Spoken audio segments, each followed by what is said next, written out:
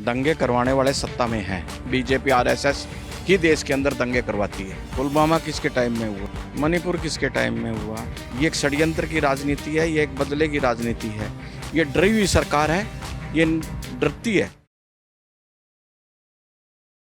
नमस्कार, मैं सचिन कुमार और आप देख रहे हैं सौगंध टीवी। और आज हम बात करेंगे भ्रष्टाचार पे। दंगे जो होते थे एक टाइम पे, अभी लोगों का कहना है बंद हो गए। जानना चाहेंगे जनता से 10 साल का कार्यकाल मोदी जी का भी, और उनसे पहले जो 10 साल का कार्यकाल मनमोहन जी का था, किनका कार्यकाल में दंगे कम हुए, अत्याचार कम हुआ। दंगे करवाने वाले सत्ता में हैं, दंगा करने वाले सत्ता में बैठे हैं। दंगे, ये नेचुरल बात है कि दंगे कम होंगे।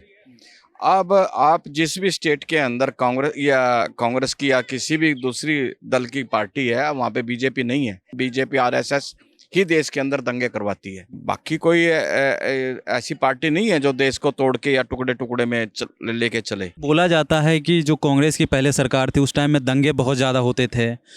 आए दिन बम ब्लास्ट होता था, लोग डरते थे घर से बाहर निकलने के लिए, कहीं बम ना फट जाए। लेकिन अभी लोगों का मानना है कि बीजेपी की जो सरकार आई उसमें दंगे कम से कम हो गए, बम ब्लास्टेस नहीं होते हैं अब। पुलवामा किसके टाइम में हुआ, मणिपुर किसके टाइम में हुआ, मुजफ्फरनगर किसके टाइम में हुआ, ये सभी इन्हीं के टाइम के तो हैं। आप कैसे कह देते हो कि भी ये बम ब्लास्ट नहीं हो रहे? बम ब्लास्ट क्यों नहीं हो रहे? आप जम्मू कश्मीर में अगर उनकी खबरें नेशनल टीवी नहीं देगा तो लोगों तक पहुंचेगी कैसे? नेशनल टीवी किसी की भी खबर को, जो इस तरह की इनके नेगेटिव खबर है, उसको दबा लेता है।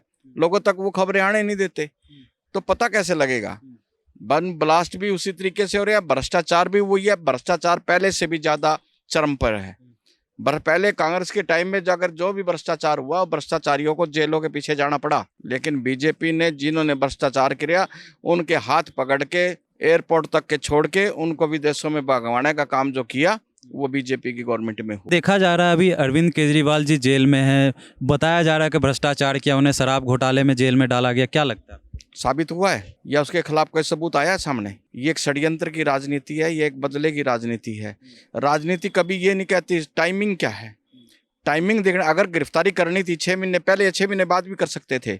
ये डरी हुई सरकार है, ये डरती है, इलेक्शन से डर रही है।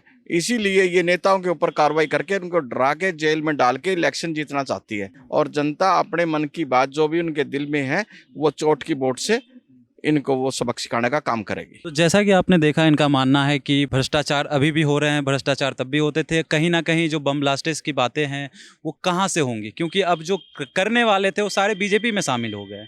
और ऐसे ही तमाम खबरों के लिए बने रहे हमारे साथ, देखते रहे सौगंध टीवी। धन्यवाद। आप देख रहे हैं सौगंध टीवी, सौगंध वतन की।